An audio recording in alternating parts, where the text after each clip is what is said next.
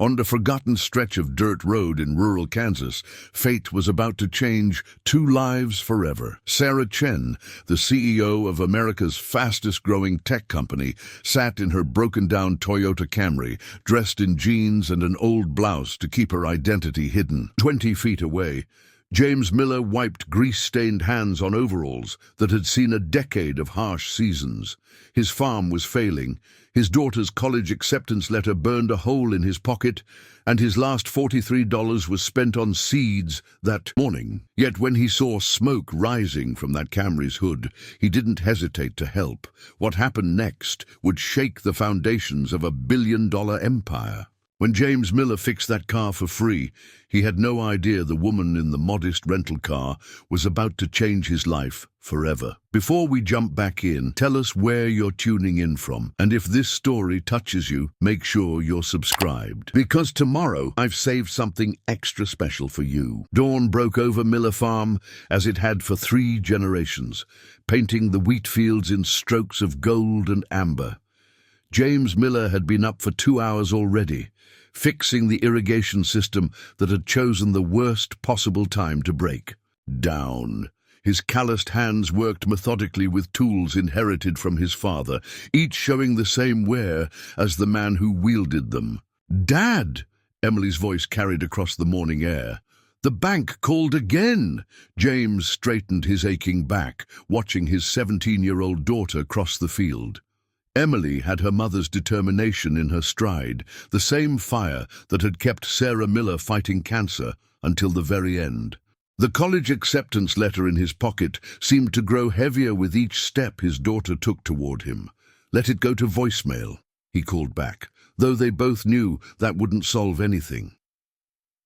The drought had hit them hard this year, and the medical bills from Sarah's final months had drained what little savings they'd had. 3 missed mortgage payments loomed over them like storm clouds. Emily reached him, holding out a steaming cup of coffee. At 17, she already showed the sharp intelligence and practical mindset that made her the top student in her class. "Mr. Thompson stopped by," she said, referring to their nearest neighbor. "His tractor's acting up again. Says he'll pay. And cash this time." James sipped the coffee, buying time before he had to answer. The whole county knew he had a gift for fixing engines, cars, tractors, anything mechanical. It was how he supplemented the farm's dwindling income. But pride kept him from charging full price to neighbors who were struggling just as much as he was. "I'll head over after I fix this pipe," he said finally. "Can't have his fields going dry in this heat." Emily's expression tightened. She'd inherited her mother's inability to let things slide too. "Dad, we need real money, not friendship rates. Yale won't take good intentions for tuition." The acceptance letter crinkled in his pocket. Yale. His daughter had done the impossible, earning a full academic scholarship. But even with that, the remaining costs were far beyond what a failing farm could provide. Room, board, books, living expenses. It might as well have been $1 million. "We'll figure something out," he said, the same words he'd been repeating, like a prayer since the letter arrived.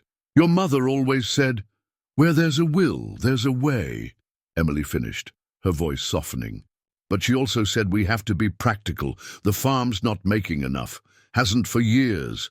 Maybe if we sold some of the back acres." "No." The word came out sharper than he intended. James softened his tone. "This land's been in our family for 3 generations. Your grandfather held onto it through the Dust Bowl. Your mother loved every inch of it. We'll find another way." The morning sun climbed higher, burning off the last traces of dawn mist. Around them, the wheat fields stretched out like a golden ocean, beautiful but deceptively fragile. One bad storm, one early frost, one broken piece of equipment they couldn't afford to fix. Any of these could spell disaster. A distant rumble caught James's attention. Another car on the rural road that passed their property. Traffic had picked up lately, ever since rumors started circulating about some big development company buying up land in the area. Several farmers had already sold out, taking what they could get before their banks foreclosed. "I should get to school," Emily said finally. "Career Day presentations today. They want us to talk about our dreams for the future." The irony in her voice was impossible to miss. James watched her go, remembering how Sarah used to walk that same path to the school bus, head held high no matter what challenges they faced. His daughter had that same strength, that same determination to build a better future. He'd die before he let her dreams slip away because he couldn't provide. The irrigation pipe finally cooperated, the leak sealed with more determination than proper parts. James gathered his tools, mentally calculating how much he could reasonably charge Thompson for fixing his tractor. Maybe if he took on more repair work, picked up odd jobs in town. His phone buzzed. Another call from the bank. James let it go to voicemail, just as he had the last dozen times. They'd give him another week, maybe 2, before the threatening letters started. The same letters other farmers had received before the for sale signs went up on their gates. The morning breeze carried the smell of wheat and earth, the scent of home. This land had supported his family through war and peace, through boom and bust. His father used to say that farming wasn't just a job, it was a commitment to hope. Hope that next season would be better, that the rain would come, that the prices would rise. But hope wouldn't pay for Yale. Hope wouldn't save the farm, and hope certainly wouldn't fix whatever was wrong with the car that had just pulled onto his property, smoke rising from under its hood in a way that suggested serious trouble. James Miller straightened his back, set down his tools, and started walking toward the stranded vehicle. Whatever else he might be, struggling farmer, widowed father, man on the brink of losing everything, he was still someone who helped others in need.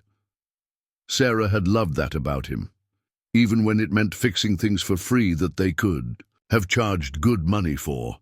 The Toyota's hood was already up, and a slender woman in jeans was peering at the engine with the lost expression of someone who knew something was wrong, but had no idea what. James didn't recognize her, which was unusual in a county where everybody knew everybody. Must be someone passing through, maybe headed to the city 2 counties over. "Need a hand?" he called out, already reaching for the wrench in his back pocket. Whatever troubles waited in his own life, they could wait a few minutes more. Right. Now, someone needed help, and that was something James Miller still knew how to give. Sarah Chen gripped the steering wheel of her rental Camry, fighting the urge to check her phone for the 100th time. 15 missed calls from her board of directors could wait. Right now, she needed to stay focused on why she'd gone to such lengths to disappear into rural Kansas without a trace. The car's temperature gauge crept higher, an ominous sign she'd been trying to ignore for the last 10 miles. As CEO of TechFront Solutions, she could recite coding algorithms in her sleep, but car engines remained a mystery, a fact that was becoming increasingly problematic as smoke began to curl from under the hood. "Just a little further," she muttered. But the car had other plans. The engine coughed once, twice, then died completely. Sarah guided it to the side of the dirt road, fighting back memories of another breakdown, 25 years ago, when her parents' ancient Corolla had stranded them in a neighborhood they couldn't afford to live in. She'd promised herself then that she'd never be helpless again. Look how well that turned out. Her phone buzzed again. This time, it was Marcus, her VP of Operations. The message preview told her enough. "Consortium moving faster than expected. Need decision now." Sarah closed her eyes, letting her head rest against the steering wheel. The consortium, a nice, clean word for what was essentially a corporate raid. 3 of Silicon Valley's biggest players had united to force a hostile takeover of TechFront, her company, her life's work. Everything she'd built from nothing, only it wasn't nothing anymore. TechFront's revolutionary AI farming algorithms were worth billions. The consortium knew it, the market knew it, and most importantly, the struggling farmers of America's heartland needed it. If the takeover succeeded, The consortium would lock. The technology behind paywalls no small farmer could afford.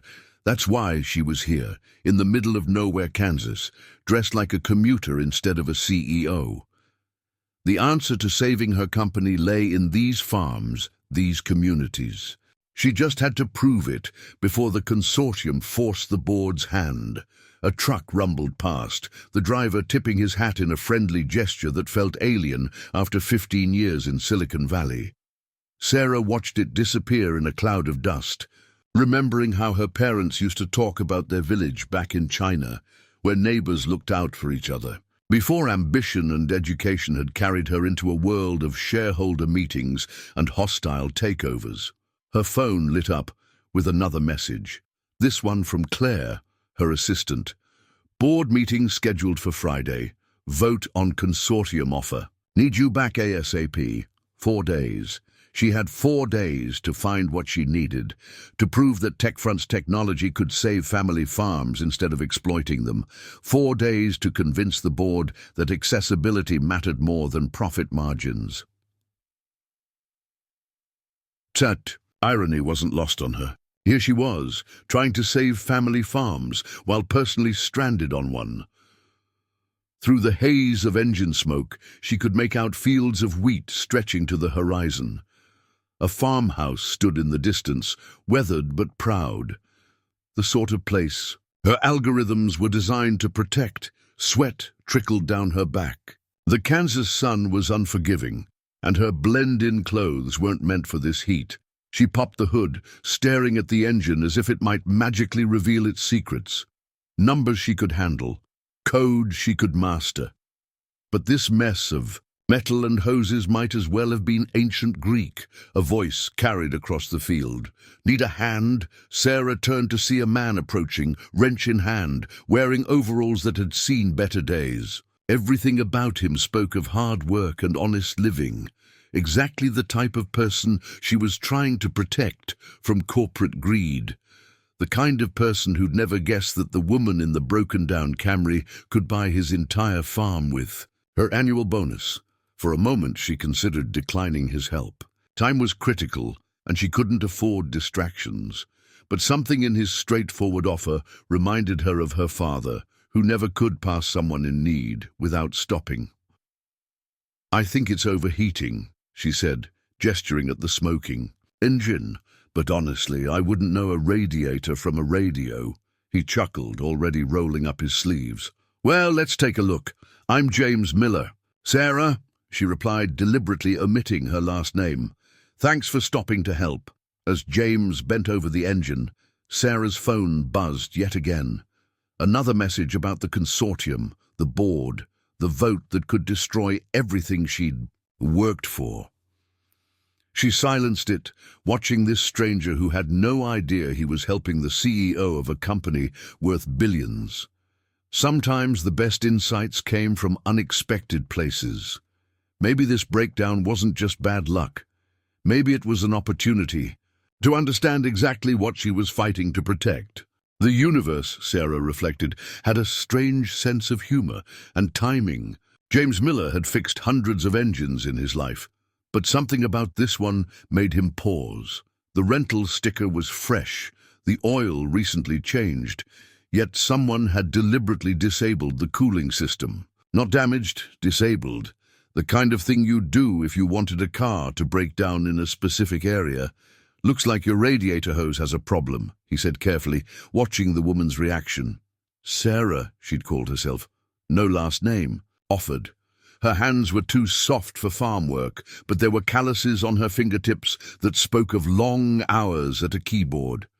"Is it serious?" she asked, maintaining a perfect blend of concern and helplessness. But her eyes were sharp, taking in everything. The fields, the farmhouse, the subtle signs of financial strain that most city folks would miss. "Nothing I can't fix," James replied.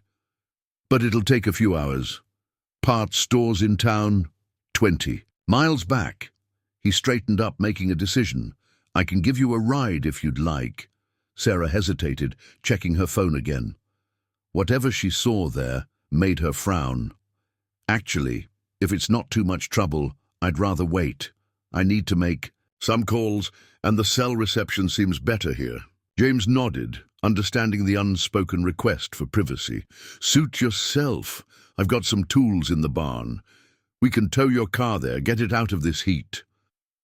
As they walked toward his tractor, James noticed how she analyzed everything with quick, assessing glances, not like a tourist admiring the countryside, but like someone gathering information. It reminded him of the development company representatives who'd been sniffing around lately, offering opportunities to struggling farmers.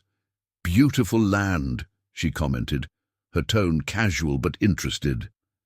Must have been in your family a while. 3 generations, James answered, starting up the tractor. My grandfather bought it during the Depression when nobody thought anything would grow here again. Proved them wrong.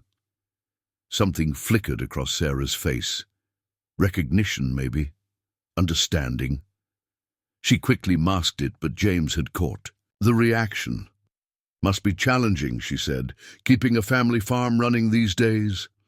James secured the tow chain to her car, buying time before responding. We manage, he said finally, same as everyone else around here. The tractor rumbled to life, pulling the disabled Toyota toward the barn. Emily appeared in the farmhouse doorway, watching curiously.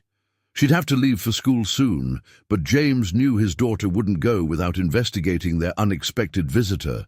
That's my daughter, Emily, he explained as they approached. Emily, this is Sarah. Her car needs some work. Emily smiled in greeting, but her eyes held the same sharp intelligence that James had noticed in their visitor. Nice to meet you, she said. Dad's the best mechanic in 3 counties. If he can't fix it, it can't be fixed. Is that right? Sarah's interest seemed genuine now. You work on a lot of cars, Mr. Miller. James, he corrected. And yes, helps keep the farm going when crops are thin. He parked the tractor and began unloading his toolbox. Emily, you'll be late for school. I'm going, Emily said, but not before giving Sarah one more curious look. Hope you get your car fixed soon. As Emily left for school, James caught Sarah watching her with an odd expression. Not the usual condescension city folks showed toward farm kids, but something closer to recognition, like she saw something of herself in his daughter. She seems very bright, Sarah observed, helping James push her car into the barn's shade. Top of her class, he confirmed, unable to keep the pride from his voice. Just got accepted to Yale. Again, that flicker of recognition crossed Sarah's face. This time, she didn't quite manage to hide it. Yale? That's impressive, but expensive. We'll manage, James said again, though they both knew what those words meant in farm country. He focused on the engine, not wanting to see the pity he expected in her eyes. But when he glanced up, he saw something else entirely. Not pity. Calculation. Like she was working on a problem far more complex than a broken-down car. How long did you say this would take? She asked, checking her phone once more. Few hours, maybe more. Depends on what I find. James began removing the radiator cap, already knowing what he'd find. The real question was, why would someone deliberately sabotage their own rental car? Sarah nodded, settling onto a nearby hay bale with her phone. Take your time, she said. I've got some work to catch up on anyway. James returned to the engine, his mind turning over possibilities like machine parts. One thing was certain. There was more to Sarah's breakdown than a faulty radiator hose, and something told him that by the time he fixed her car, both their lives would be very different. The morning sun filtered through the barn's dusty windows as James worked on Sarah's car. Each discovery made his suspicions grow stronger. The radiator hose hadn't just failed, it had been carefully compromised. The timing belt showed signs of recent replacement. Yet someone had deliberately misaligned it. Even the spark plugs were too new to be causing problems. Found anything interesting? Sarah asked from her hay bale perch, not looking up from her phone. Her casual tone couldn't and quite hide an edge of tension. James wiped his hands on a rag, choosing his words carefully. You want the polite answer or the honest one? That got her attention. She lowered her phone, meeting his eyes directly for the first time. I've always preferred honesty, Mr. Miller. James, he corrected again, gesturing to the engine. Someone wanted this car to break down. Did a professional job of it too. Question is, did they want it to break down here specifically or just somewhere in farm country? Sarah's composed expression flickered for just a moment. What makes you think that? Instead of answering, James pointed to various parts of the engine. New radiator hose, deliberately nicked to fail gradually. Timing belt misaligned by someone who knew exactly what they were doing. Even the spark plugs are too clean. He straightened up, looking at her directly. Someone went to a lot of trouble to strand you out here. Sarah stood, her casual demeanor falling away like a shed coat. She moved to the engine with surprising confidence, examining the parts he'd indicated. You're sure about this? Been fixing engines since I was 12. This isn't random failure, it's engineered breakdown. He watched her process this information, noting how her posture had changed. The helpless city woman was gone, replaced by someone who radiated quiet authority. Can you fix it? She asked, but her tone suggested she was asking something else entirely. Already ordered the parts. Thompson's boy is bringing them from town. James gestured to his workbench. Should have you running again by sunset. Question. Will that be soon enough? Sarah checked her phone again, her expression tightening at whatever she saw there. It has to be. She looked up at him, seeming to come to a decision. You're right, by the way. This wasn't random. Someone wanted me stranded in farming country, talking to real farmers. They just didn't expect me to find someone who'd notice. And their sabotage. A lot of effort just to have a chat with farmers, James observed, though he was beginning to piece together a theory. Unless those conversations are worth something. Sarah's phone buzzed again. This time he caught a glimpse of the screen. Stock market alerts, company notifications, urgent messages from someone named Board Chairman. She silenced it with practiced efficiency. Everything's worth something, Mr. Miller. Information, technology, even broken-down cars. She glanced around the barn, taking in the carefully maintained tools, the organized workspace. The question is, what's it worth to keep a family farm running? To send a bright kid to Yale? To preserve a way of life that's vanishing faster than morning dew? James felt the weight of the college acceptance letter in his pocket. Those sound like questions from someone with either answers or agenda. Maybe both. Let's just say I'm someone who believes family farms shouldn't disappear just because technology makes bigger operations more profitable. She paused, considering her next words carefully. The real question is, why would someone go to such lengths to prevent those conversations from happening? Before James could respond, his phone rang, Thompson's boy, calling about the parts. But as he answered, he noticed Sarah tensing, her attention drawn to movement outside the barn. Through the door, he caught a glimpse of a black SUV driving slowly past his property. Sarah moved deeper into the barn's shadows, her whole demeanor shifting. "They're earlier than I expected," she murmured, more to herself than to him. Much earlier. James ended his call, pieces of the puzzle starting to align. Those folks in the SUV, they wouldn't happen to be the same ones who arranged your car trouble, would they? Let's just say they'd prefer I wasn't having conversations with farmers about the future of agricultural technology. She met his gaze steadily. How long did you say those repairs would take? Told you sunset, James replied, already formulating a plan. But I might have been optimistic. Could be tomorrow before I get it running right. Especially if I keep finding more interesting problems. Something like relief flickered across Sarah's face. That would be helpful. Very helpful. She glanced at her phone one more time before putting it away completely.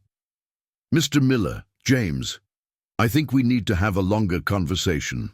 about farms and technology and why some very powerful people don't want those two things coming together in the wrong way.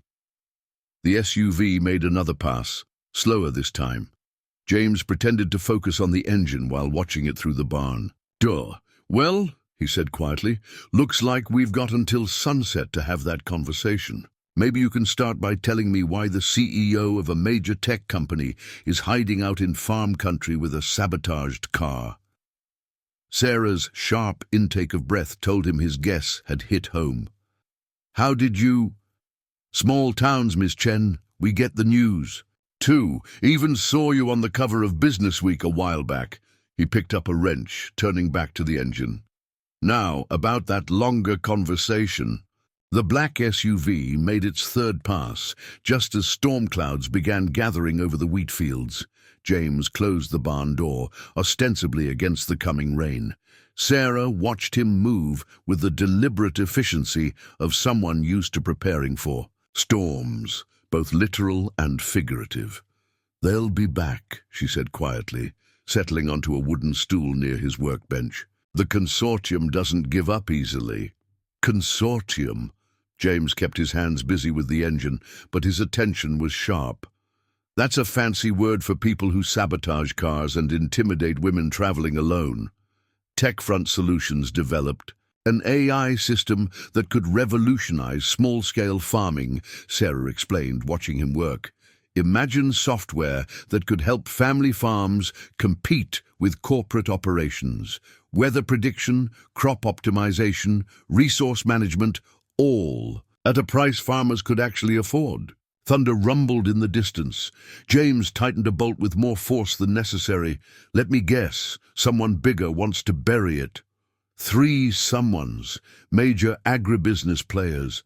They're trying to force a takeover, lock the technology behind, in paywalls no small farmer could touch.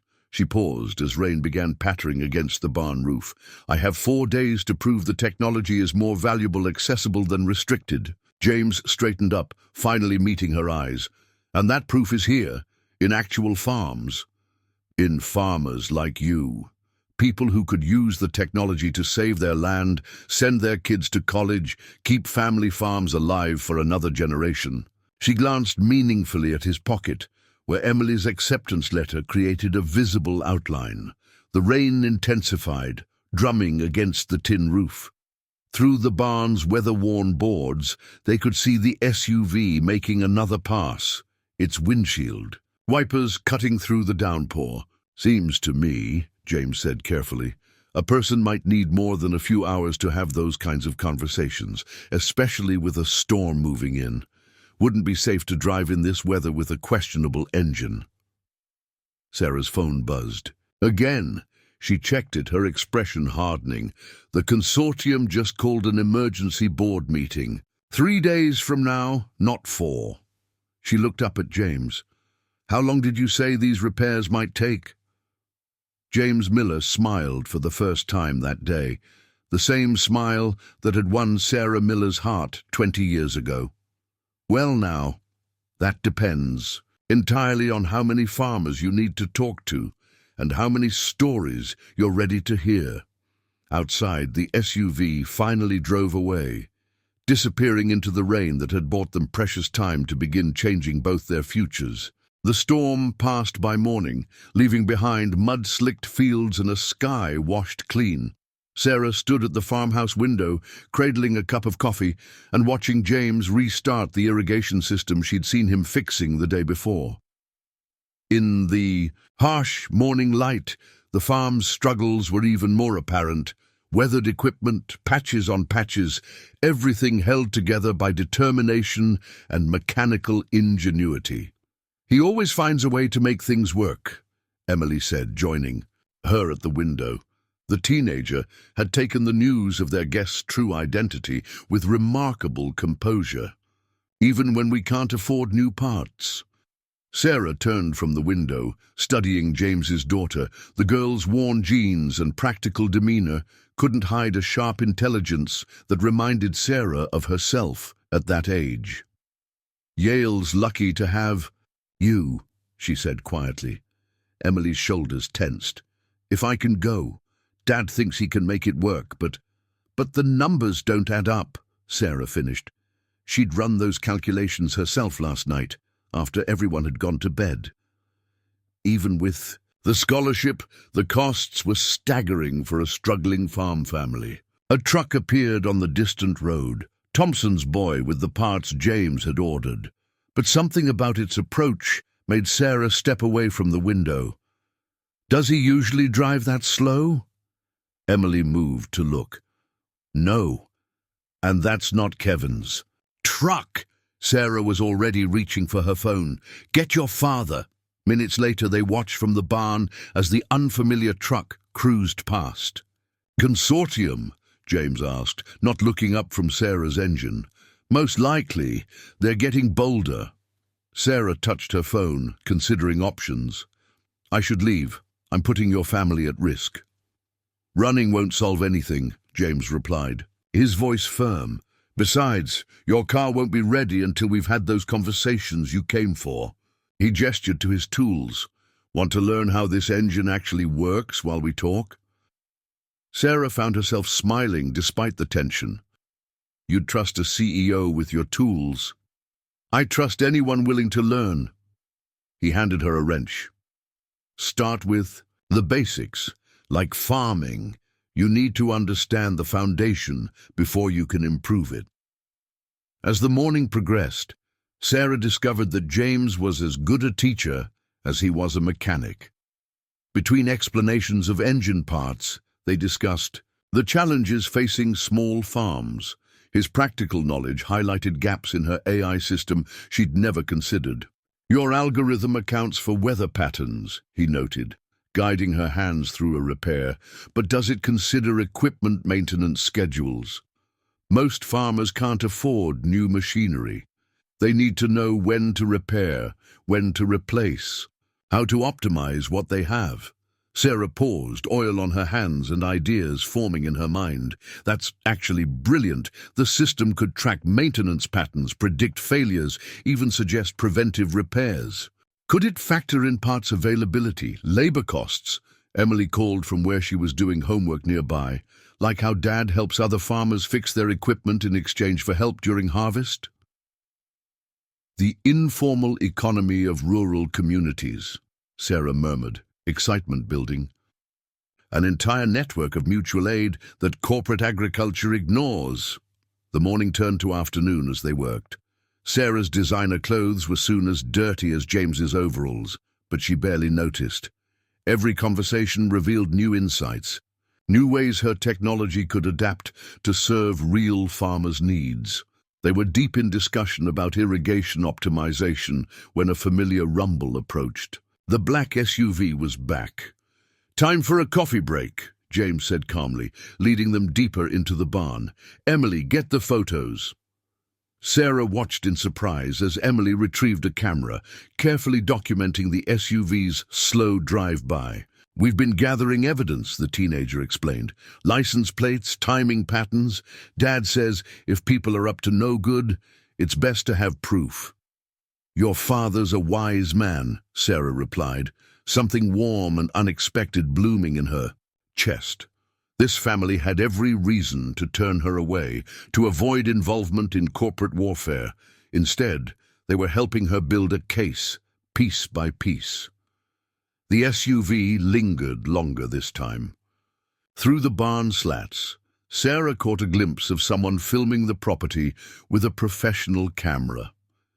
Evidence gathering went both ways, it seemed. "They're documenting my presence here," she said quietly. "The consortium will use it to claim I'm acting against shareholder interests, consorting with potential competitors." James snorted. "Competitors? Small farmers just trying to survive?"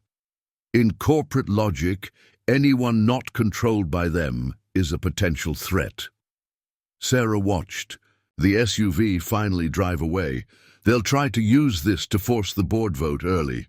"Then we better make sure these conversations are worth the risk," James replied. He held up a grease-stained notebook. "Emily, show her what we found in the attic, your mother's old records." Sarah spent the next hour poring over Sarah Miller's Meticulous farm documentation, 20 years of data on weather patterns, crop yields, equipment maintenance, and community exchanges. A goldmine of practical farming wisdom that could revolutionize her AI's understanding of small-scale agriculture. "Mom always said knowledge was power," Emily said softly. "She kept these records even when she was sick, said someday they might help someone." Sarah looked up from the notebooks, meeting James's steady gaze. She was right. This could change everything. The afternoon sun slanted through the barn doors as they continued working, the engine repair becoming a cover for something far more important. Every hour spent on that farm taught Sarah more about what her technology needed to truly serve its purpose, and if she occasionally caught James watching her with an expression that had nothing to do with engines or algorithms, well, that was a complication she hadn't expected in her carefully planned mission. Evening settled over the farm as Sarah sat at the miller's kitchen table, surrounded by Sarah Miller's notebooks and her own laptop. The combination of old-fashioned farm wisdom and modern technology felt right somehow, like pieces of a puzzle, finally coming together. "Found something interesting?" James asked, setting a fresh cup of coffee beside her. He'd showered and changed after their day of engine work, but couldn't quite hide his exhaustion. The irrigation system had needed more repairs after the storm. "Your wife's records are incredible," Sarah replied, gesturing to her screen. She wasn't just tracking data, she was seeing patterns, connections between weather, soil conditions, equipment performance, things our best algorithms missed. "That was Sarah," James said softly, "always seeing what others missed." A comfortable silence fell between them, broken only by the sound of Emily practicing her Yale presentation upstairs. The acceptance letter lay on the table between them, a constant reminder of what was at stake. "James," Sarah began carefully, "I looked up the farm's financial records today." His shoulders tensed. "Public records and bank databases I probably shouldn't have access to." She met his eyes directly. "The development company that's been buying up local farms, it's a subsidiary of one of the consortium members." James absorbed this, his expression hardening. "They're not just after your technology, they're clearing the way for corporate takeover. Small farms are harder to control than big agricultural operations," Sarah confirmed. "My AI could help family farms stay independent, competitive. That's why they're moving so fast." Before James could respond, Emily burst into the kitchen, her face pale. "Dad, Mr. Thompson just called. The bank's foreclosing on his farm. They moved up the deadline, gave him 48 hours to pay or sell." James stood so quickly his chair scraped the floor. "That's not legal. He had 3 more weeks." "It's pressure," Sarah said grimly, pulling up more data on her laptop. "Look, 3 other local farms got similar notices today, all from banks, controlled by consortium members."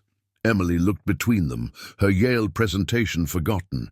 "They're trying to force sales before Mrs. Chen's technology can help, aren't they?" Sarah nodded, anger building as she scrolled through financial records. Classic corporate tactics. Create crisis, force quick decisions, buy low.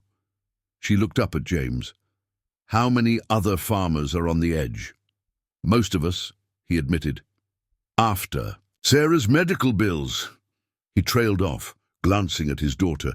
Emily straightened her shoulders, looking so much like her mother it made James's heart ache. "Show her, Dad. Everything."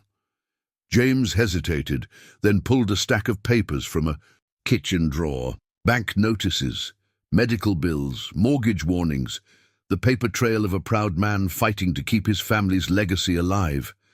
Sarah reviewed the documents, her expression growing darker. "You're not just behind," she said finally. "You're their primary target. This farm's location, the water rights, the soil quality. They need this land to control the whole valley." "Is that why they've been watching us?" Emily asked. "Those men in the SUV?" "Partly," Sarah replied. "But now they're probably more interested in what I'm doing here." She ran her fingers over Sarah Miller's notebooks, your mother's records, your father's repair skills, your own insights about rural economics. It's exactly what I needed to prove small farms can thrive with the right technological support. A noise outside made them all freeze. Headlights swept across the kitchen windows as another vehicle drove past, slower than normal traffic. That's the third one tonight, Emily noted. Different vehicle each time. James moved to the window, watching the car disappear into the darkness.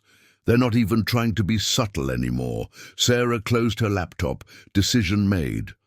I need to make some calls. There might be a way to challenge these accelerated foreclosures. Buy us time. She paused, looking at the family. But I need you to understand. Helping me fight this puts you at risk, more than you already are. James picked up his wife's notebook, running his thumb along its worn spine. Sarah always said the only real risk was not fighting for what matters. He met Sarah Chen's eyes. We're already in this.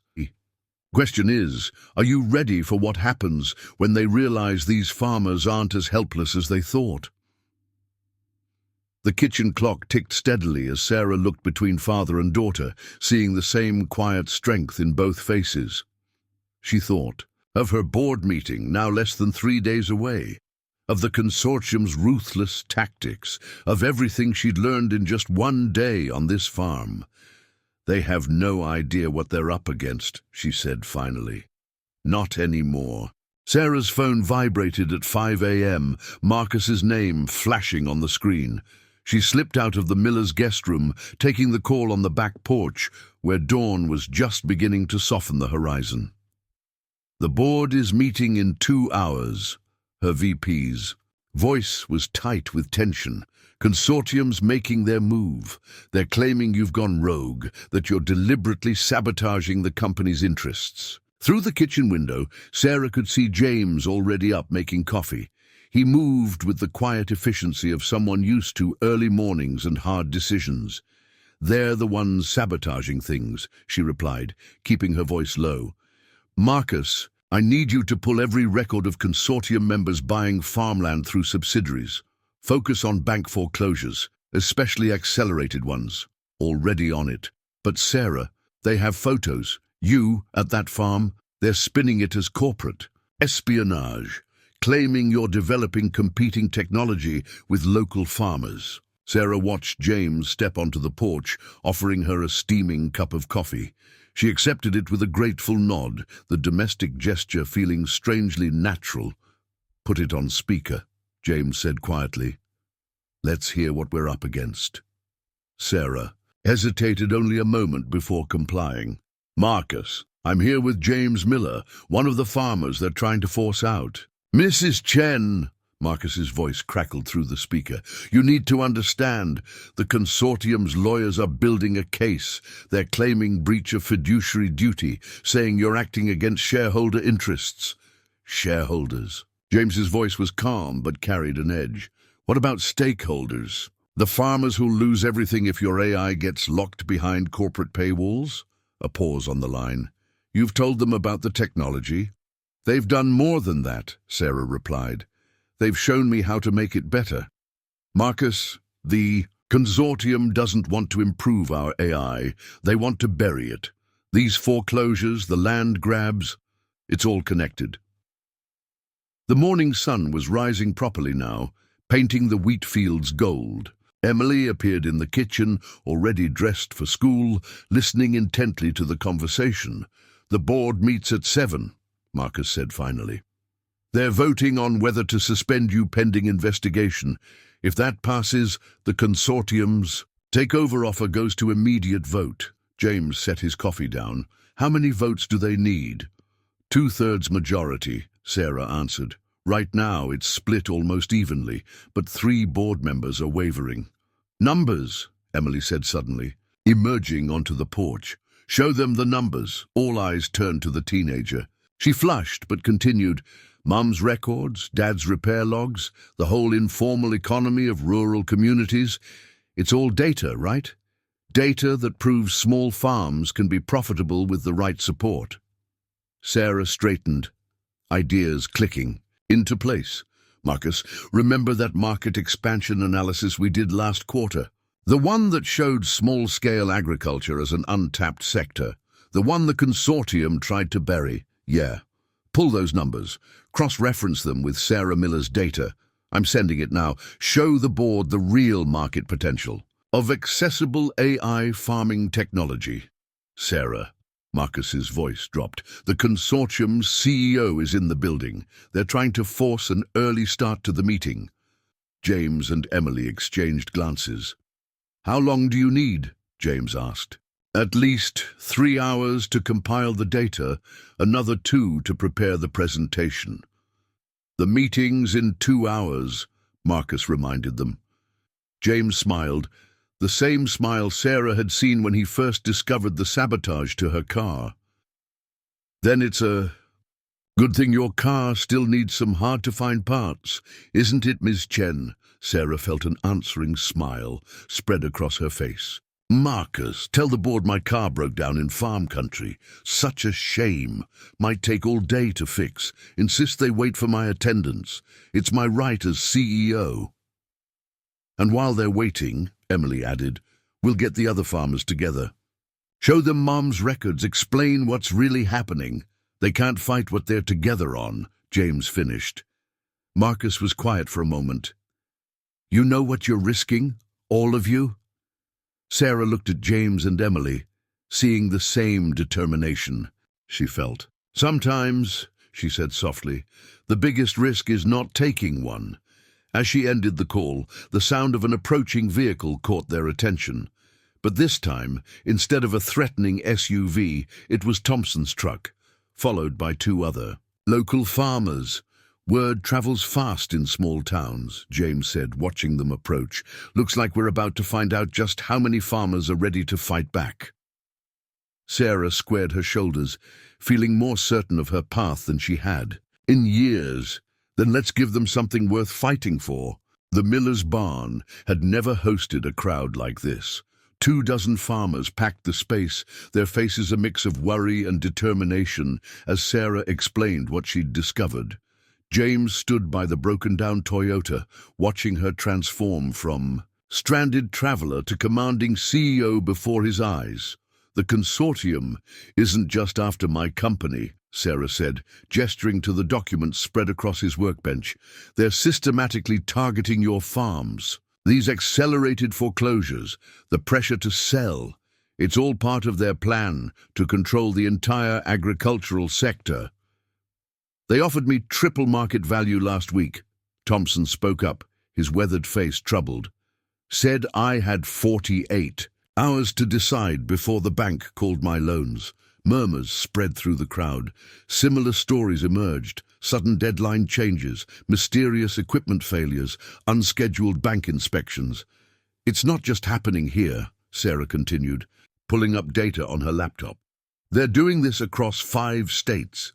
Buy the key farms, control the water rights, force everyone else to either sell or contract with them exclusively. And your AI technology, someone asked. The one that could help us compete. Sarah nodded grimly. They want to bury it. Make sure only large corporate farms have access to advanced agricultural technology. She paused, meeting James's eyes. Unless we stop them. The barn doors suddenly rattled with a massive bang. Emily, who'd been watching through a gap in the boards, jumped back. Dad, the grain auger, something's wrong. James was moving before she finished speaking. The massive auger, essential for harvest and already held together with repairs, was shuddering violently. Metal screamed against metal as the main drive shaft began to tear itself apart. Everyone out! James shouted, running for the control panel, but the emergency shutoff didn't respond. The auger's motor whined higher, pushing itself toward catastrophic failure. Sarah reached the panel next, her tech-savvy eyes scanning the controls. This isn't mechanical failure. Someone hacked the control system. James dove for the main power supply, but the damage was already done. With a final shriek of tortured metal, the auger's drive shaft snapped.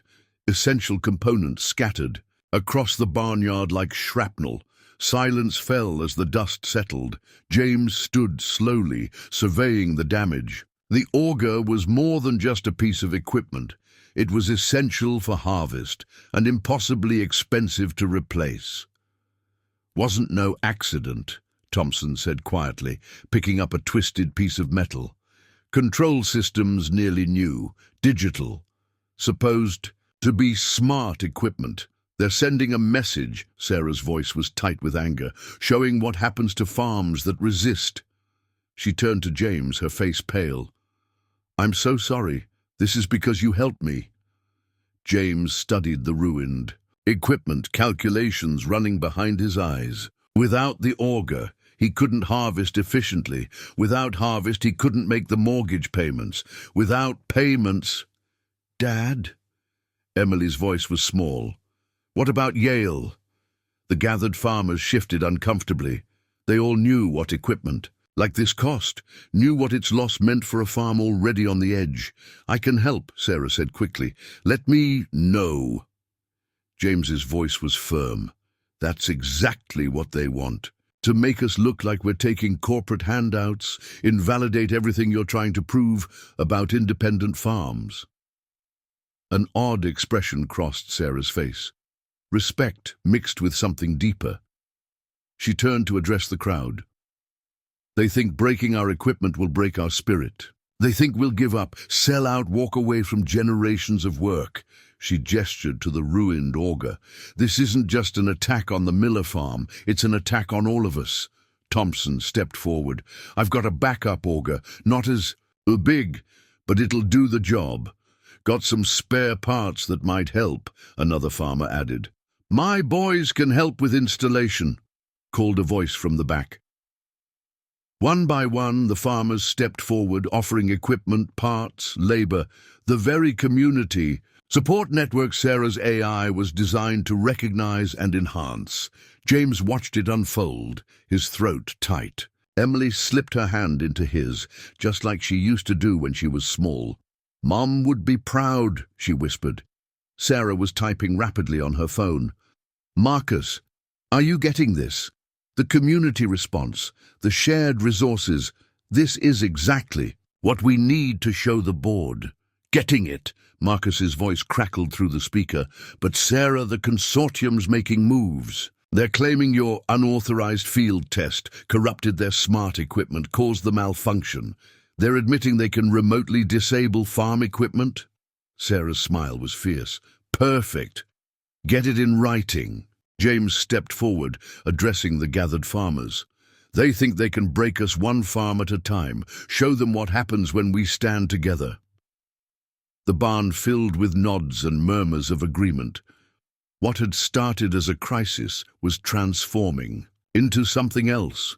A revolution, sparked by a broken-down car and a farmer's simple act of kindness. Sarah watched James organize the repair effort, seeing him in a new light. Here was a man who'd faced every hardship life could throw at him, yet never lost his integrity or willingness to help others. A man who... She stopped that thought abruptly. She couldn't afford distractions, not with the board meeting looming and so much at stake. But as she caught James's eye across the crowded barn, she knew something had shifted between them, something that had nothing to do with broken equipment or corporate takeovers. The consortium had just made a serious mistake. They'd tried to break a farmer's spirit, and instead created an army. Word traveled fast in small towns. By noon, everyone at Wilson's General Store was talking about the mysterious woman staying at the Miller farm. Sarah felt their stares as she helped Emily pick up supplies for the auger repair crew. "That's her," a voice whispered. "The CEO heard she's worth billions. What's someone like that doing with James Miller? Maybe she's trying to buy him out too." Emily's shoulders tensed at the whispers, but Sarah touched her arm gently. "Let them talk. Sometimes misconceptions work in our favor." At the counter, old Mrs. Wilson studied Sarah with shrewd eyes as she rang up their purchases. "Known James Miller 30 years, she said suddenly. "Never seen him fight so hard for anything except when his wife was sick." "He's a good man," Sarah replied carefully. "Yes, Mrs. Wilson agreed, which is why folks are wondering what a CEO wants with him. Before Sarah could respond, the store's door chimed. A man in an expensive suit entered.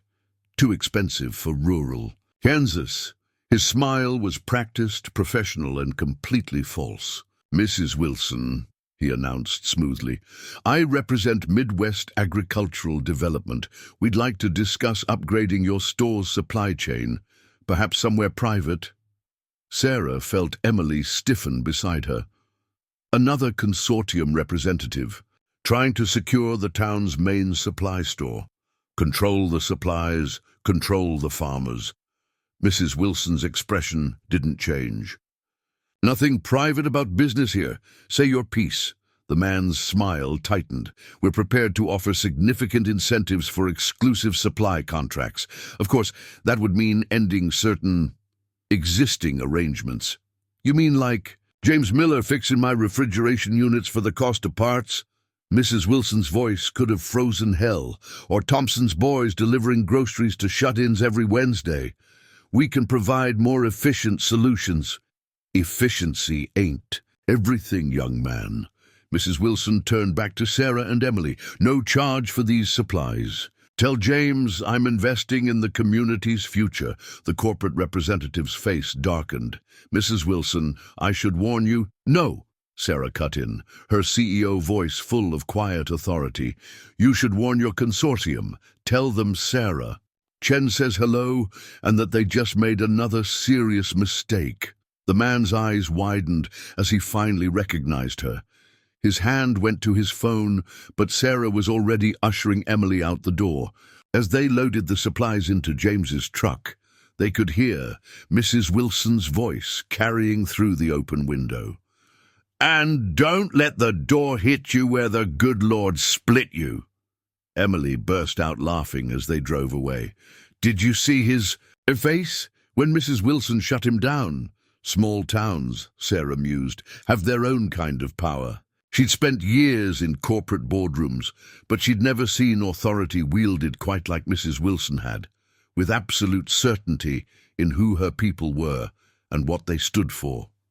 Back at the farm, the repair work was in full swing. Farmers had brought equipment, parts, and most importantly, their expertise. James coordinated it all with the same quiet competence he brought to everything. "You're famous," he said, as they unloaded supplies. "Whole town's talking. Good things or bad. Depends who you ask." He paused, wiping grease from his hands. "Consortium's been busy, offering deals to everyone who might support us. Feed stores, equipment suppliers, even the local diner." Sarah nodded grimly, trying to isolate us. Standard corporate tactics. "Problem is," James continued, "they don't understand how things work here. Every deal they offer, every threat they make, it just shows folks who they really are." Sarah's phone buzzed. Marcus had sent new satellite images showing consortium vehicles moving through the county. They were escalating, preparing for something. "Big, James," she said quietly. "When the board meets tomorrow, it's going to get worse before it gets better." He looked at her then, really looked at her, and Sarah felt something shift in her chest. "We've weathered storms before," he said simply.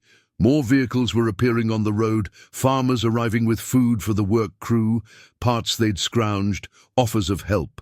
But mixed among them were expensive cars carrying men in suits, moving through the community like sharks scenting blood. The battle lines were being drawn. Tomorrow would change everything. Sarah just hoped she was making the right choice, risking so much on the belief that a community's strength could stand against corporate power. Her phone buzzed again, more urgent messages from the board. But for now, Sarah Chen, CEO of TechFront Solutions, was content to help pass tools to a farmer who'd reminded her what real value looked like. The evening news broadcast cut through the tired satisfaction of a day's hard work. Emily had turned on the small TV in the barn while the repair crew finished up, but no one was prepared for what flashed across the screen. Breaking news from the business world, the anchor announced. TechFront Solutions CEO Sarah Chen has gone dark amid accusations of corporate espionage. Sources say Chen has been secretly developing competing technology with rural farmers, potentially violating multiple non-compete agreements. The consortium seeking to acquire TechFront has released these exclusive photos. The images showed Sarah at the Miller farm, working on equipment, examining Sarah Miller's notebooks, meeting with local farmers. Each photo was carefully selected to look as suspicious as possible. "They're pushing their narrative before the board meeting," Sarah said quietly, watching her professional reputation being dismantled on national television. "Trying to force my hand." James stood beside her, his presence solid and reassuring. "They still don't have the full story." "No," Sarah agreed, "but they have something worse." As if on cue, the news anchor continued.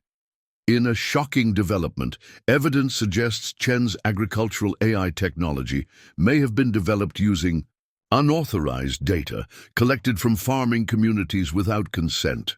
The consortium has released documents showing the barn fell silent as contracts appeared on screen. Old contracts, showing TechFront's early data collection practices. Practices Sarah had inherited when she became CEO and had been working to change. "Dad," Emily's voice wavered. "Those dates, that's when Mom was keeping her records." James's face hardened as he recognized his late wife's farming data among the examples shown. Data that had been collected, supposedly for agricultural studies, during the worst years of her illness. "Sarah?" His voice carried a weight she'd never heard before. "Did you know about this?" "Not until I became CEO," she admitted, facing him directly. "The company's previous leadership, they took advantage of struggling farmers, buried the data collection in lending agreements and equipment contracts. It's one of the reasons I developed the new AI, to give that knowledge back to the farming communities it came from." "But you never told us," Emily said, hurt clear in her voice. "All day we've been sharing Mom's records, thinking we were helping when your company already stole them years ago." The repair crew was watching now, faces showing various degrees of betrayal. Thompson pulled out his phone, presumably finding similar contracts in his own records. "The consortium didn't just release this to discredit me," Sarah realized aloud.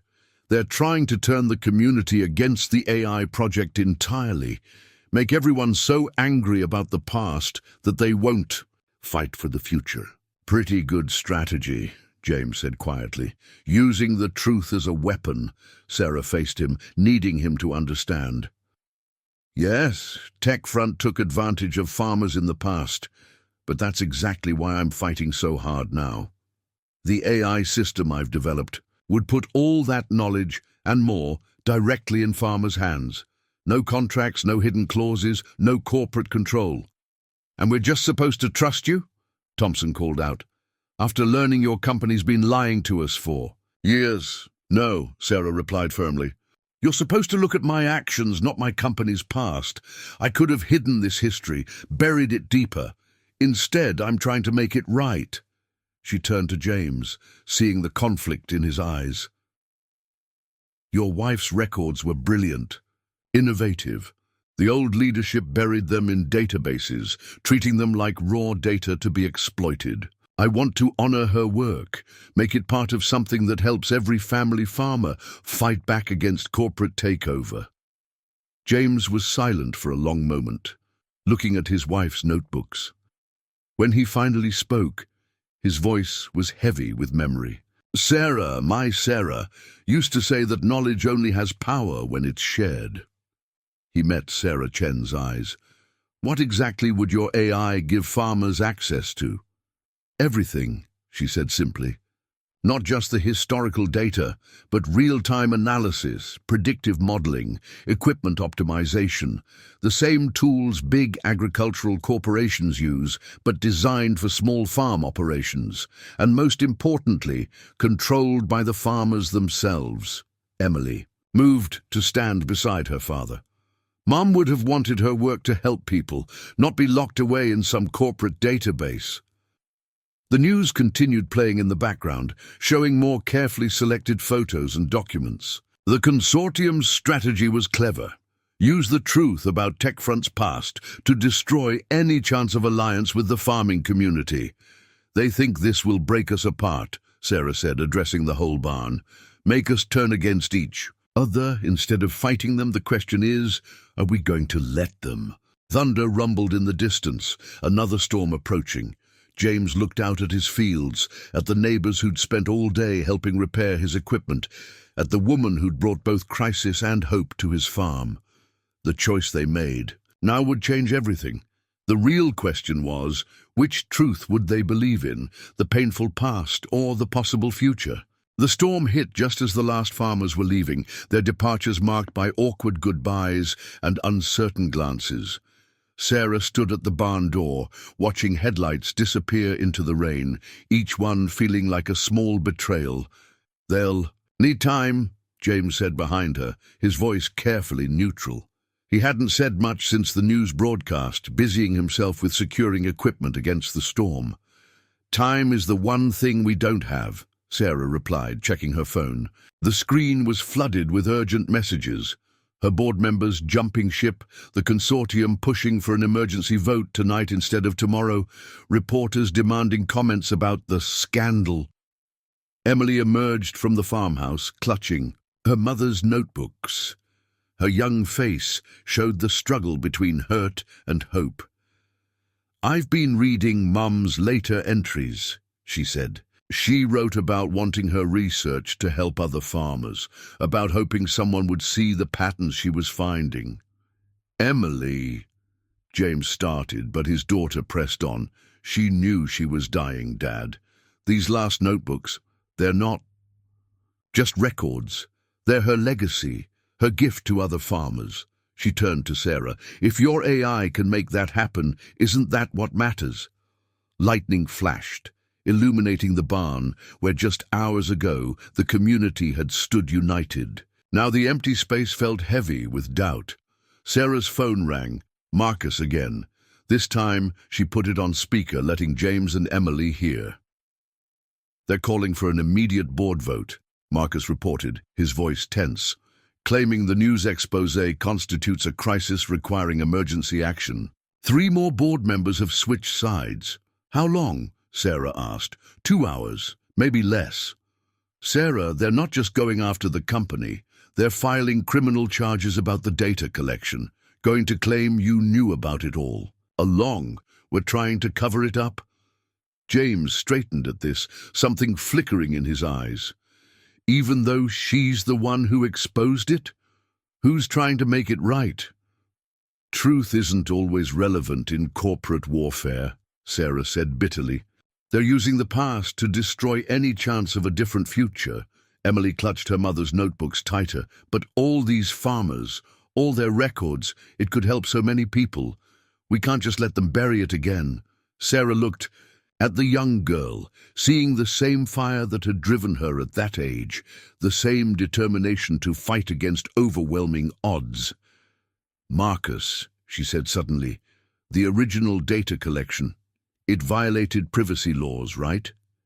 Taking advantage of desperate farmers during crisis moments? Yeah, that's why they're using it against you. Classic corporate scandal. But what if—" Sarah's mind was racing now. "What if those violations invalidate the consortium's claim to the technology? If the core data was collected illegally, everything built on it could be challenged." A pause on the line. "You'd be risking everything. The company, your reputation, they're already taking those," Sarah replied. "But they can't take the truth, not if we use it first." She turned to James, who was watching her with an unreadable expression. "Those contracts they showed on TV, do you still have your copies, your wife's original agreements with TechFront?" James nodded slowly. "In the attic. Sarah kept everything." "Dad," Emily said softly, "remember what Mom always said about lies? How they're like weeds, you have to pull them out by the roots?" The ghost of a smile touched James's lips. "Get the ladder, Emily." As his daughter hurried to comply, James faced Sarah. You understand what you're suggesting? You'd be taking down your own company to expose them. No, Sarah replied. I'd be taking down what my company used to be to save what it could become. She met his eyes steadily. But I can't do it without proof, without your trust. Thunder crashed overhead as James studied her. In the distance, car lights appeared, more consortium vehicles approaching. They were running out of time. Sarah, Marcus's voice crackled through the phone. The board's assembling. Whatever you're going to do, James made his decision. Emily, get the rest of the neighbors' contacts. Anyone who might have kept their old contracts. Sarah, both. Sarah's believed in helping people. Let's make that mean something. Emily was already dialing on her phone, the storm forgotten as purpose replaced uncertainty. James headed for the attic, while Sarah quickly outlined their strategy to Marcus. The consortium had weaponized the truth about TechFront's past. Now it was time to show them why that was a dangerous mistake. Sometimes the best way to fight fire wasn't with fire. It was with the whole truth, not just the convenient parts. As the storm raged outside, 3 unlikely allies began building their counterattack. They had less than 2 hours to gather enough evidence to take down a corporate giant, but they had something the consortium didn't expect.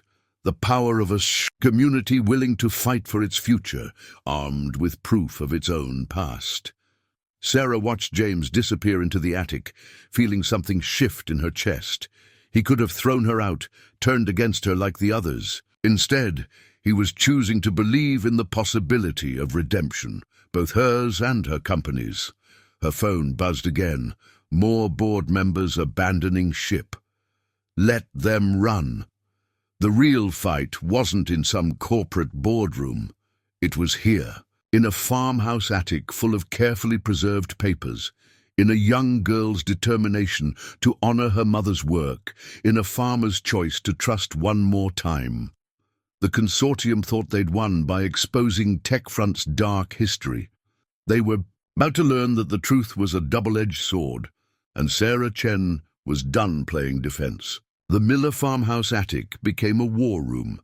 James unearthed box after box of meticulously filed papers, not just contracts, but correspondence, receipts, and most damning of all, Sarah Miller's detailed notes about TechFront's research. Visits during her illness. Look at this, Emily said, holding up a letter.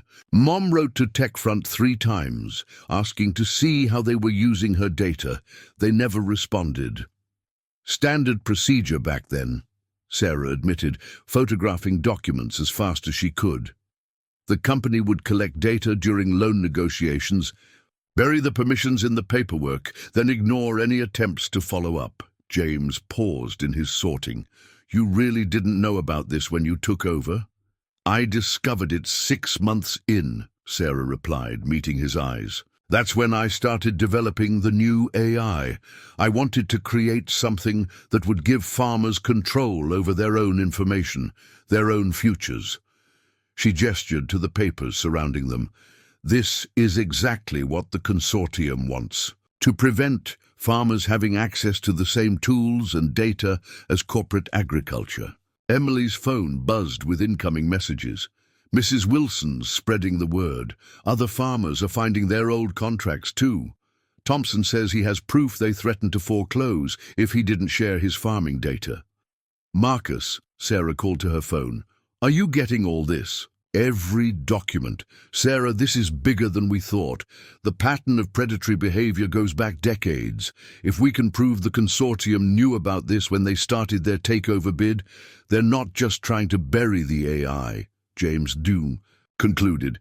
They're trying to bury their own involvement in the original data collection.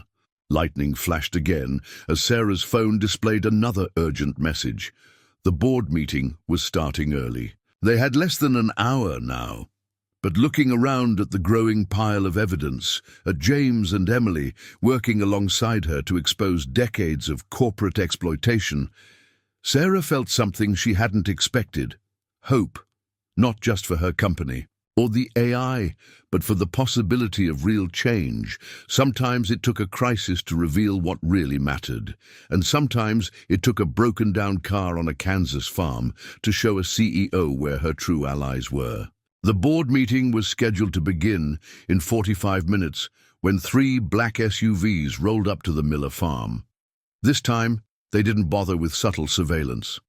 Men in expensive suits emerged, led by Victor Kane, the consortium's CEO. Himself. "They're not even trying to hide anymore," Emily observed from the farmhouse window. Around her, neighbors who'd returned with their own evidence watched the approach with grim determination. "They're here to offer a deal," Sarah said, not looking up from her laptop where she and Marcus were preparing their presentation. "Standard corporate takeover playbook. One last chance to surrender before they go nuclear." James stood at the front door, every inch the farmer protecting his land. When Kane knocked, he took his time answering.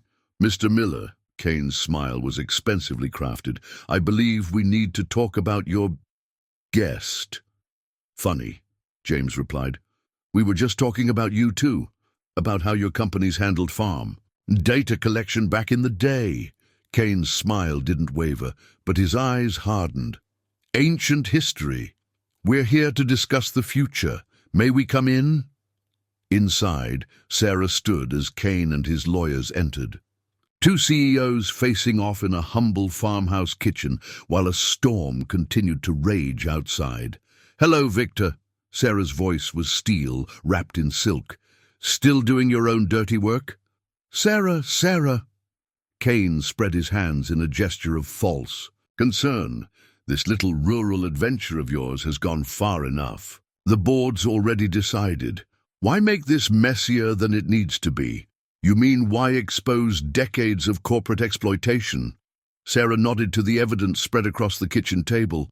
"These farmers trusted TechFront with their data during their most vulnerable moments. My predecessor betrayed that trust, but you knew about it all along, didn't you? Even helped design the program." Kane's lawyer stepped forward. "Ms. Chen, we're prepared to offer you a very generous exit package. Full indemnification, a public statement supporting your version of events, and," he glanced at James, "special consideration for certain affected parties." "He means hush money," Emily said from the doorway. Her mother's notebooks clutched protectively to her chest. "Young lady," Kane's tone was patronizing, "the adult world is more complicated than exploiting sick farmers," James cut in. "My wife was dying of cancer when your people came, promised to use her research to help other farmers. Instead, you buried it in databases and used it to build systems only big corporations could afford. Ancient history," Kane repeated. "The question is, what happens now?" He turned to Sarah. "You really want to be remembered as the CEO who destroyed her own company, who betrayed her shareholders over some romantic notion of rural justice?" Sarah met James's eyes across the room, seeing in them the same quiet strength that had first made her trust him. "No, Victor, I want to be remembered as the CEO who made things right." Her phone chimed. "Marcus, right on schedule." "The board meeting is about to start," she announced, "and thanks to these farmers, we have something interesting to show them." Kane's facade cracked slightly. "Whatever evidence you think you have—" "Original contracts," Sarah began, counting on her fingers. "Correspondence showing systematic data theft. Proof that your companies were involved from the beginning. Oh, and documentation showing you knew all this when you launched your takeover bid. Making you not just complicit in the original exploitation," James added, "but guilty of trying to cover it up." Kane's lawyers huddled together, whispering urgently, but Kane himself stared at Sarah with cold calculation. "You do this, you'll burn too. Your company, your reputation. Some things matter more," Sarah replied. She gestured to the farmers gathered in the kitchen. "These people taught me that." "How noble." Kane's voice dripped contempt. "But while you've been playing farmer, we've been busy. The board vote is just a formality. We already have controlling interest through subsidiary holdings. This was the moment Sarah had been waiting for. You mean the shell companies you used to buy up foreclosed farms? Interesting timing on those acquisitions, by the way. Almost. Like you knew when banks would be calling in loans. Kane went very still. Behind him, his lawyers stopped whispering. Marcus, Sarah called to her phone. How many antitrust violations did you find in those property records? Enough to keep federal regulators busy for years, Marcus replied, especially combined with the evidence of coordinated loan accelerations. Kane's mask finally cracked. You're bluffing. You can't prove.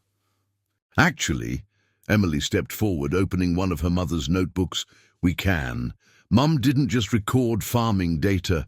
She documented every bank visit, every sudden change in loan terms, every coincidence that pushed farmers towards selling to your shell companies. James moved to stand beside his daughter.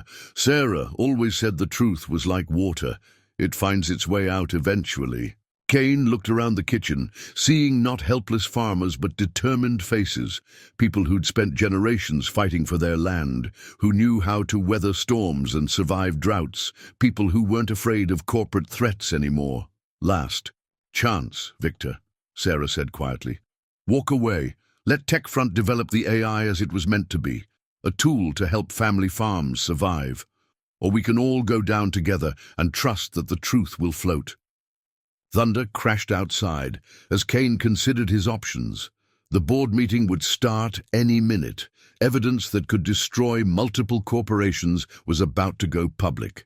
And a CEO who thought she was helping the little guy was actually about to reshape the entire agricultural technology sector.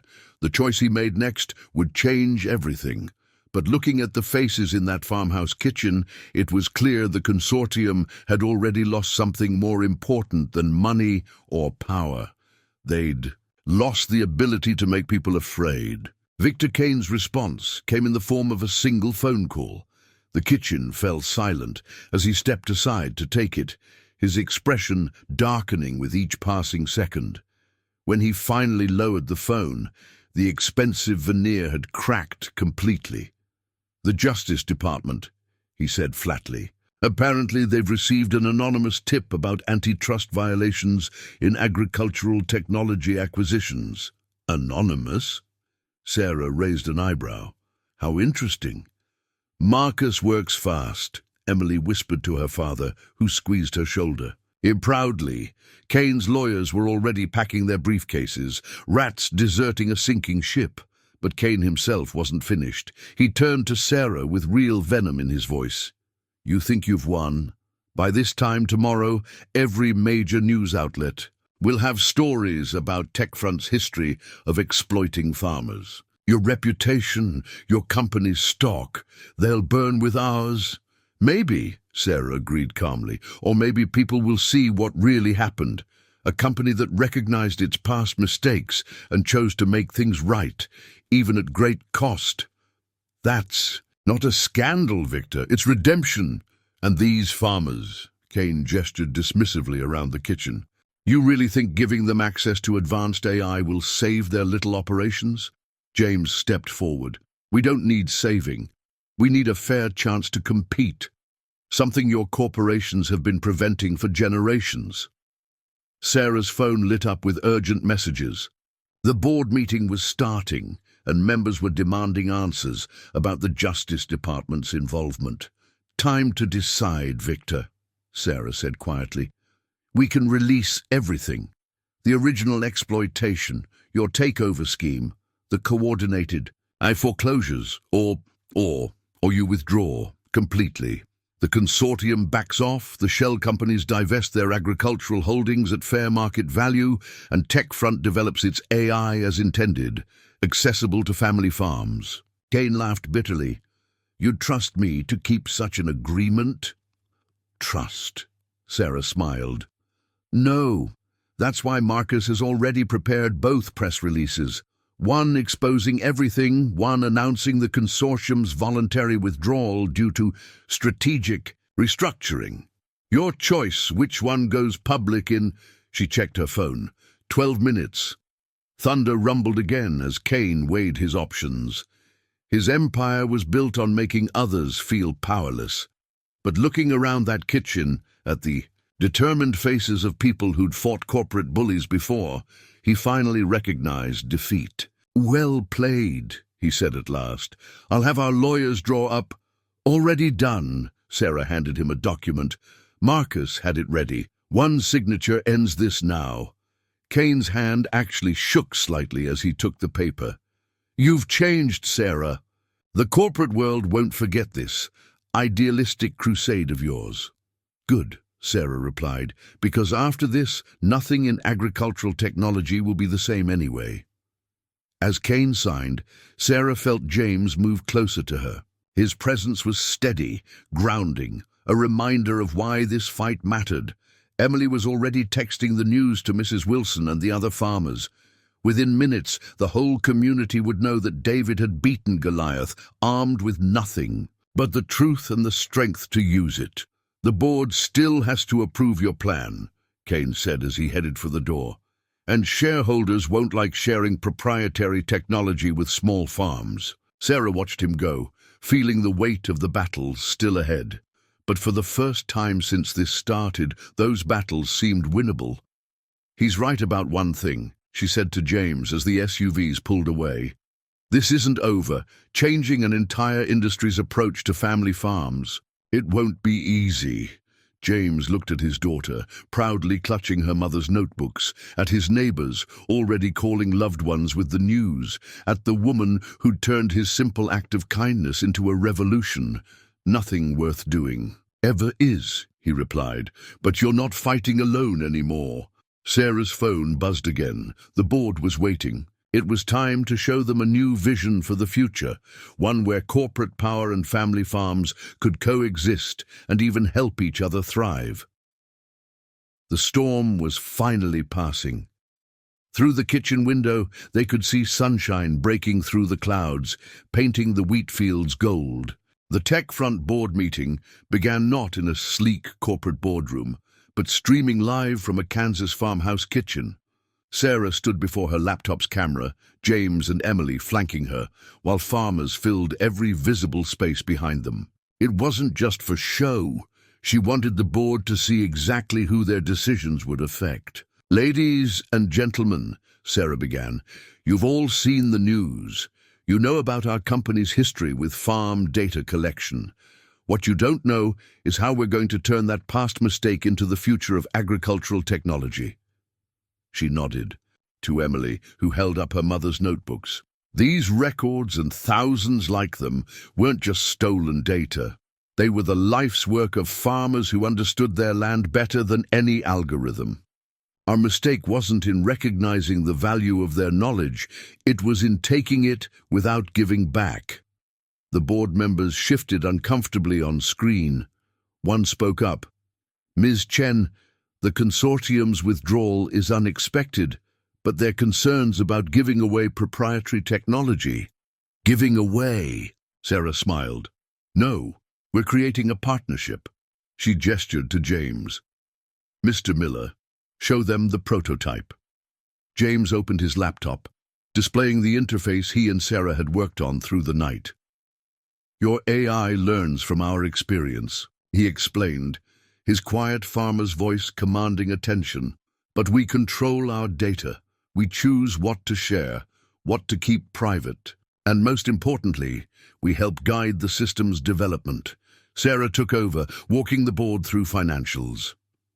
"Small farms pay what they can afford, but they contribute something more valuable: their agricultural expertise.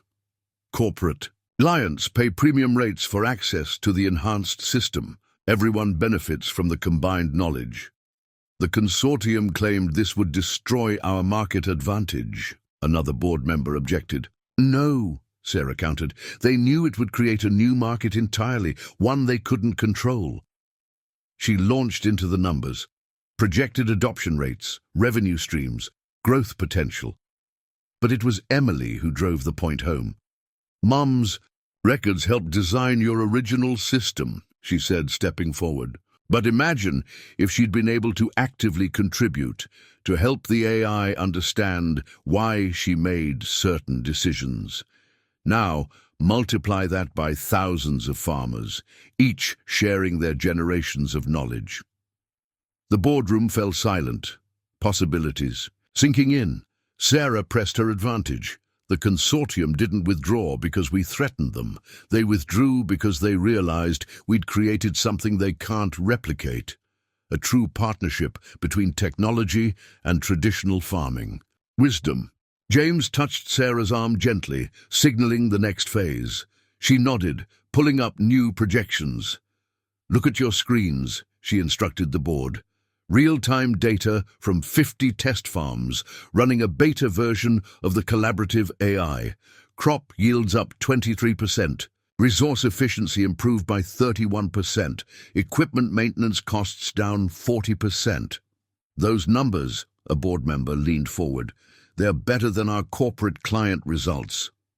Because we're not just processing data, Sarah explained. We're learning from generations of farming experience, the kind of knowledge that can't be bought. It has to be earned through partnership. The mood in the virtual boardroom was shifting. Sarah could see it in their faces, the moment when profit potential outweighed old prejudices. "There's more," she continued. The Justice Department's investigation of the consortium revealed widespread antitrust violations in agricultural technology. We're positioned to fill the market gap they'll leave behind, but only if we do it right, with real collaboration between corporate technology and family farming expertise. Mrs. Wilson spoke up from the kitchen crowd. "We're not looking for handouts. We're offering fair trade, our knowledge for your technology. Both sides prosper." One by one, farmers stepped forward, sharing stories of how early tests of the collaborative AI had already helped their operations. Each one reinforced the same message. This wasn't charity, it was good business. The board chairman cleared his throat.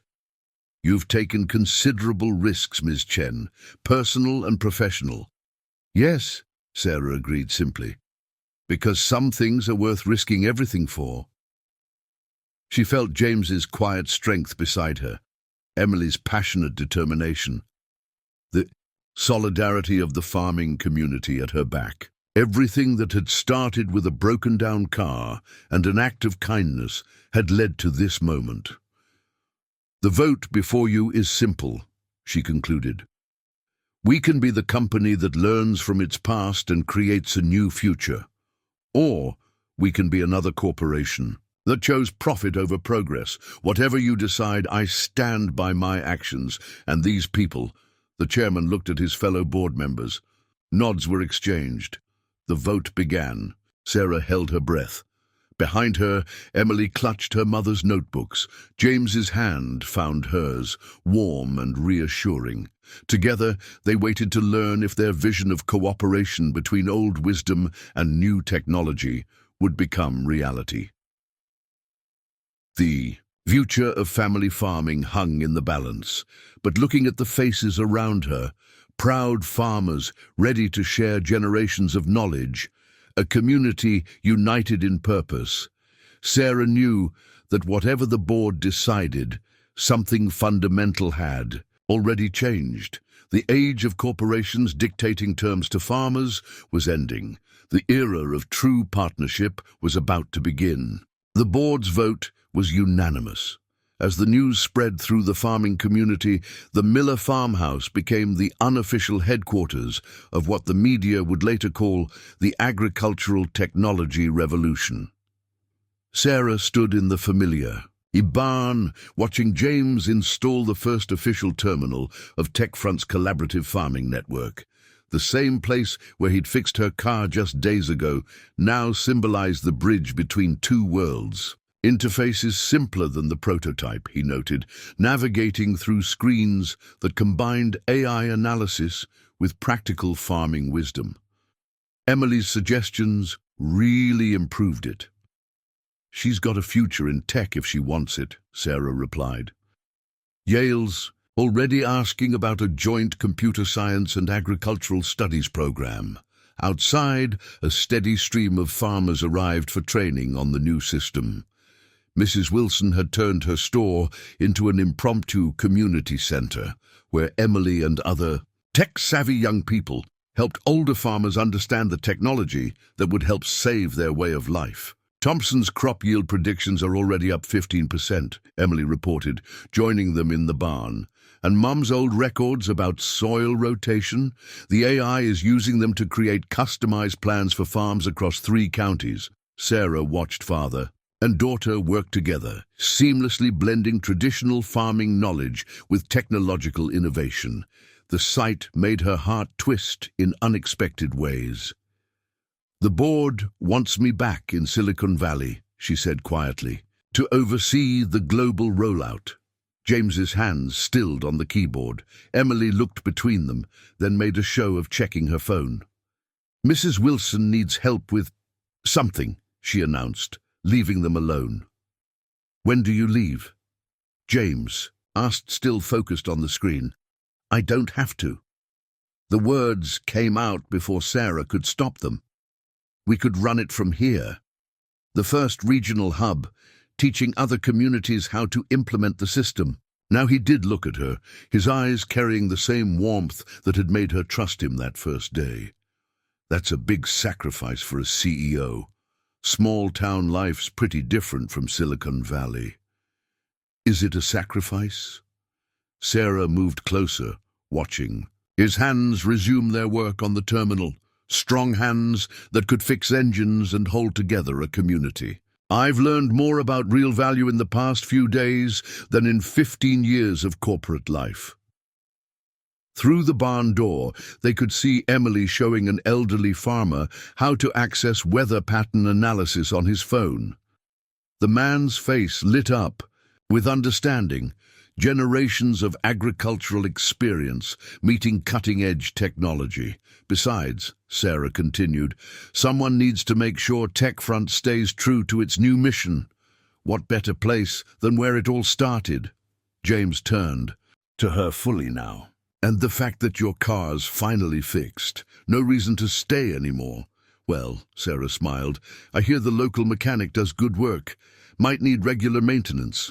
Their laughter was interrupted by Emily rushing back in. "You have to see this," she exclaimed, holding up her tablet. "Farmers across the country are signing up for the network. They're sharing their own records, their own knowledge. It's exactly what Mom wanted. Everyone helping everyone else." Sarah and James watched the numbers climb. Each new registration represented another family farm, choosing partnership over surrender, cooperation over corporate control. "We're going to need a bigger barn," James mused, making Sarah laugh again. "Actually," she replied, "I was thinking, the old Anderson place would make a perfect training center. If someone with farming experience wanted to run it." Their eyes met, possibilities unfolding like wheat fields after rain. Sometimes the biggest changes came from the smallest beginnings. Sometimes a broken-down car could lead to fixing much, more than just an engine. Outside, more farmers arrived, each carrying their own versions of Sarah Miller's notebooks. Generations of agricultural wisdom ready to be shared with the world. The revolution that started in a Kansas farm town was spreading, one family farm at a time. And in a barn that had witnessed both crisis and triumph, 2 people from different worlds discovered that sometimes the greatest innovation wasn't technology at all. It was finding someone who made you want to build a better future. 1 year later, the Miller farm looked very different. The old barn had been renovated into a state-of-the-art training facility where farmers from across the country came to learn how technology and tradition could work together. But the most important changes weren't visible from the outside. Emily was home for her first college break, her Yale computer science textbooks sharing space with her mother's notebooks. She'd become the unofficial bridge between academic theory and practical farming experience, helping develop new features for the AI system that even Sarah hadn't imagined. The consortium's former CEO announced his retirement today, Sarah mentioned over breakfast, sharing quiet smiles with James. They'd married in the spring, a celebration that brought together Silicon Valley executives and Kansas farmers in a uniquely perfect blend. Good riddance, Emily said, but without bitterness. The past year had transformed her father's struggling farm into the headquarters of a movement. Family farms across the country were not just surviving but thriving, as traditional wisdom and modern technology created something entirely new. Your mother would be proud, James told Emily, watching her work on code that would help other farmers' children afford college. She always said knowledge only matters if you share it. Sarah reached for his hand across the table, wedding ring catching the morning light. Speaking of sharing, she said, the board approved our expansion plan. 10 new regional training centers, all run by local farming families. Through the window, they could see Mrs. Wilson leading another group of farmers toward the barn, her store now famous as the birthplace of the agricultural revolution. Thompson's boy, now Thompson's partner in their expanding operation, was demonstrating drone crop monitoring to visitors from 3 states away. The broken-down car that had started it all sat in a place of honor near the barn, deliberately preserved as a reminder that the biggest changes often came from the smallest acts of kindness. Though these days, Sarah had a suspicion James had kept it from running a bit longer than strictly necessary. Not bad, Emily grinned, for a CEO who just needed her car fixed. No, Sarah replied, looking at her unexpected family, at the community they'd built, at the future they'd saved together. Not bad at all.